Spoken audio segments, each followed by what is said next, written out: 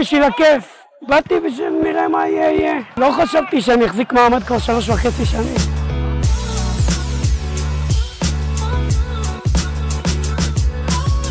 דודו בא לגגון, ישר הייתה בינינו כימיה. הגעתי לאימון ומשם ישר היסטוריה.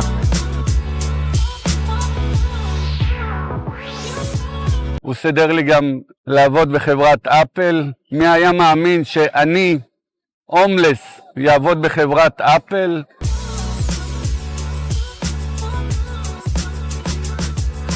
מישהו סיפר לי על אליפות עולם בכדורגל לחסרי בית, לא ידעתי שקיים דבר כזה וראיתי סרט תיעודי והתחברתי מאוד לרעיון של שימוש בכלי של כדורגל שאני אוהב עוד מילדות ככלי לשינוי חברתי, וככה הגעתי לרעיון.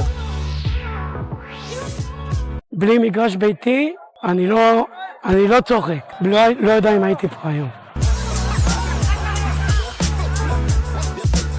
להבין שהם בני אדם כמוני, כמוכם, שפשוט נקלעו לכל מיני סיטואציות קשות ומורכבות בגלל האירועי החיים שלהם, ושלכולנו יש חלומות ורצונות ושאיפות ותקוות, ואם אנחנו נאפשר את המקום הזה, נאפשר את המקום הקהילתי החזק, אנחנו נראה פלאים. אנחנו באים בלי שיפוטיות, לא מצפים מהם לתמורה, אנחנו רק נמצאים שם בשבילם, וככל שעובר הזמן הם מעריכים את זה, וזה חשוב להם ועוזר להם להתקדם בחיים, כי יש מישהו שמאמין בהם ותומך בהם. מהומלס לאחד שגר בווילה. היום יש לי עבודה מסודרת, אני משלם חובות, נהייתי יותר רגוע בזכות הודיה המלכה. אנחנו עובדים עם מגוון אוכלוסיות שמסתבר שזה לא משנה אם זה חסרי בית או שורדים של המסיבות או צעירים ונוער בסיכון, ומזיעים ביחד ומפסידים ומנצחים ביחד.